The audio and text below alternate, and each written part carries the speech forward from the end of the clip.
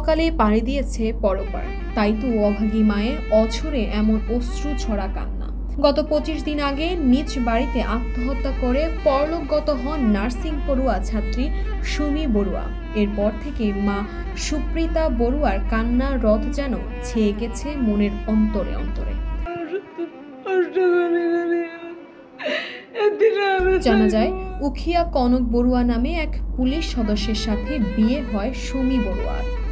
বিয়ের পর থেকে মেয়ের পরিবারের কাছ থেকে নানা দাগে যৌতুক নিয়ে আসছিল কনক বড়ুয়া। সর্বশেষ চাহিদা মতো টাকা দিতে অক্ষম হওয়ায় মানসিকভাবে প্রচণ্ড নির্যাতন করে অভিযুক্ত কনক বড়ুয়া। আর এই চাপ সইতে না পেরে গত মাসের 15 জুন নিজ বাড়িতে ফ্যানের সঙ্গে ঝুলে আত্মহত্যার পথ বেছে নেন সুমি বড়ুয়া। তবে ঘটনার পর সুমি বড়ুয়া মোবাইল চেক করলে উঠে আসে লোমহর্ষক তথ্য, যেখানে স্বামীর মানসিক নানা অত্যাচারের এই পথে পা বাড়ান এই সুমি বড়ুয়া। সর্বশেষ সুবিচারের আশায় আদালতে আশ্রয় নেন ভুক্তভোগী পরিবার, চেয়েছেন সুষ্ঠু তদন্ত। চকটা যে লাগছে এটা মে মাসের 1 তারিখ থেকে লাগছে, তাও আবার টাকা নিয়ে। বাবার কাছ থেকে নাকি প্রথমে 1 লক্ষ টাকা চাইছিল, বাবা নাকি এটা ম্যানেজ করে দিছে, কিন্তু আমাদেরকে শেয়ার করে নাই। পরে কিছুদিন হতে না হতে আবার 15 দিন পরে আবার টাকা দাবি করতেছে, তাও আবার 80,000 টাকা। পরে এর প্রত্যেকই কিন্তু ঝগড়া শুরু, আমি মোবাইলে দেখতেছি আর কি। টাকা না দেয় নাই, যে জন্যই আমি চাচ্ছি যে আমার বোনের সুস্থ বিচার পাক, এরকম কিছু প্রশাসনের কাছে দৃষ্টি আকর্ষণ করে বলবো যে আমার বোনের বিচারটা সুস্থ হোক।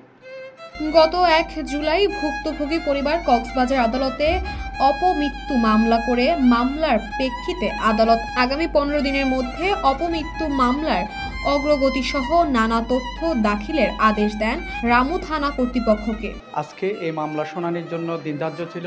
এর আগে গত 1/7/2024 তারিখ আমরা কনক বড়ুয়ার বিরুদ্ধে সুমি ভিকটিম হত্যা আমরা মামলা করেছিলাম। বিজ্ঞ আদালত একটা অপমৃত্যু মামলা হয়েছে কিনা রামু থানায় একটা রিপোর্ট চেয়েছেন। আজকে রিপোর্ট এসেছে, আজকে শুনানি হয়েছে।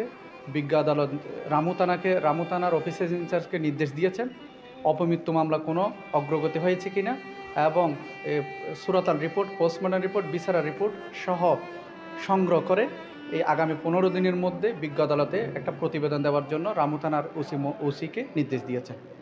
বাদী পক্ষের আইনজীবী ঘটনার পর থেকে আত্মহত্যার নানা কারণ খুঁজে পায় ভুক্তভোগীর পরিবার, যা কিনা সব প্রমাণ স্পষ্ট ও তথ্যবহুল প্রমাণ। তাই মেয়েকে হত্যার দায়ে অভিযুক্ত কনক বড়ুয়ার সুবিচার চেয়ে নিহত সুমি বড়ুয়ার পরিবার, তাতে সুমি বড়ুয়ার আত্মার শান্তি পাবে বলে মনে করছেন সবাই।